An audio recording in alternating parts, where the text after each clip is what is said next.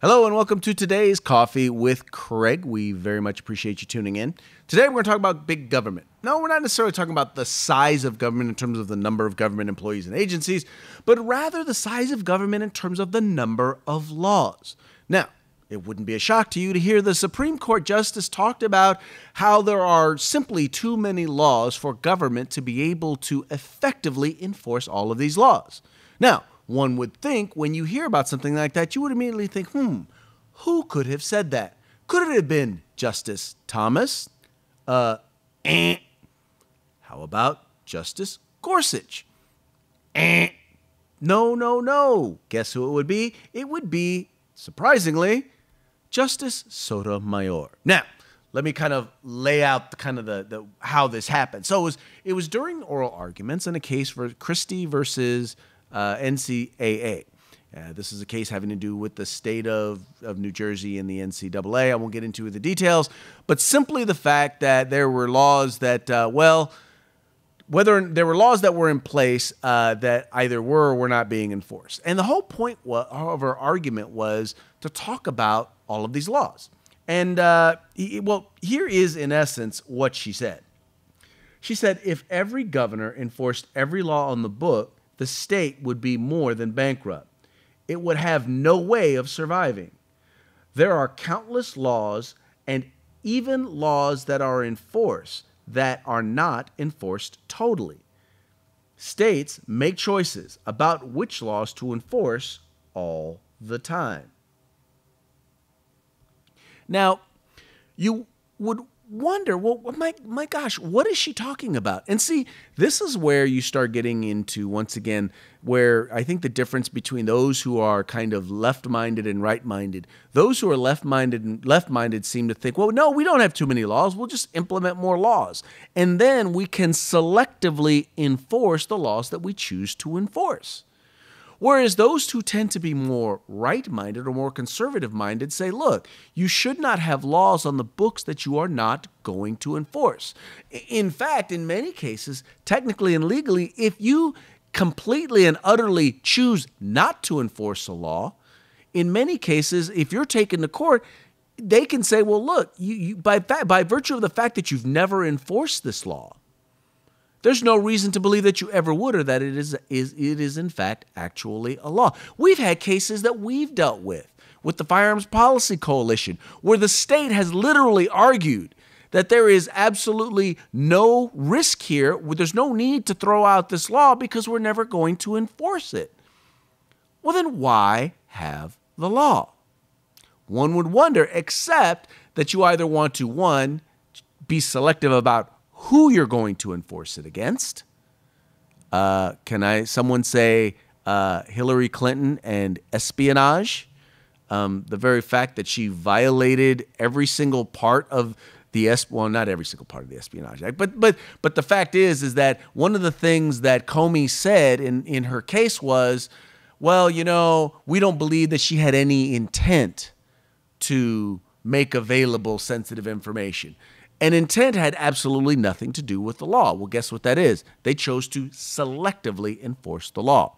But all that having been said, what Sotomayor here agreed was the fact that there are simply too many laws. And not all of them, most of them cannot be enforced.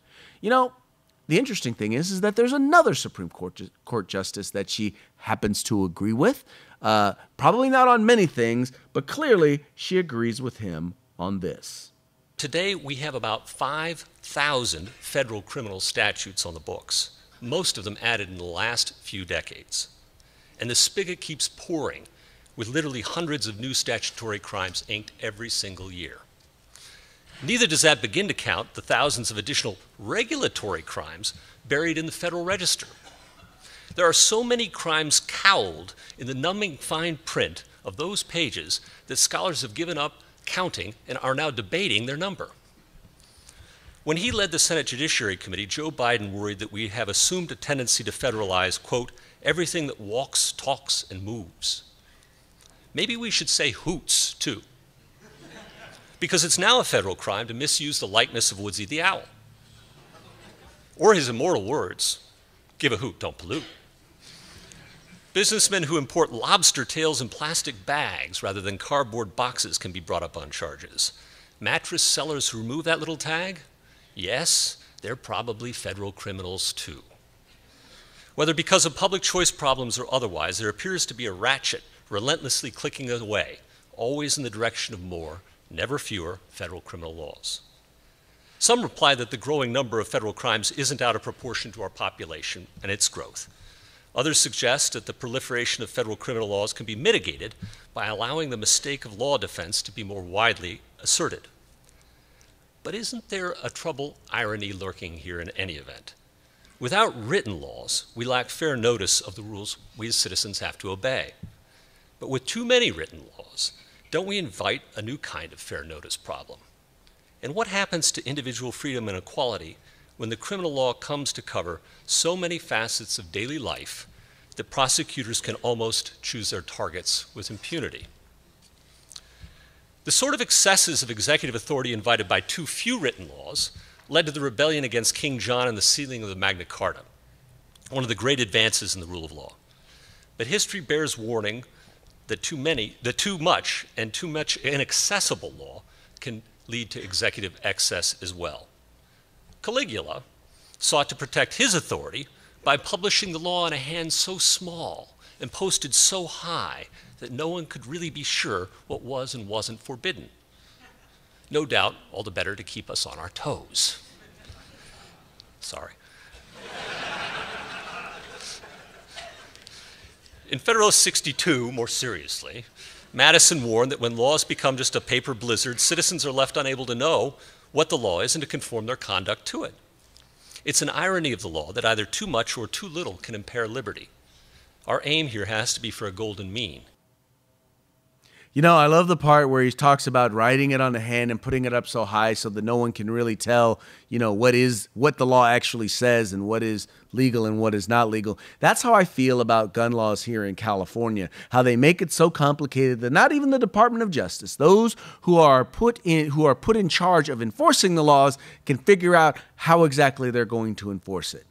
To make it so complicated that not even law enforcement knows exactly what's legal and what is not. That's the state of California. You think we have far too many laws?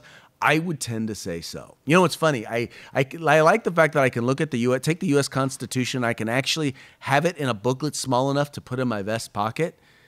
Try doing that with the California State Constitution. It's something like this. Yeah. Anyway, folks, thank you so much for tuning in. We really appreciate you supporting Coffee with Craig. Please make sure to share these videos and like them and share them with your friends and let everybody know about the Firearms Policy Coalition. Thank you so much for watching. Have fun, stay safe, and stay free. If you like our videos, follow, subscribe, like, and share.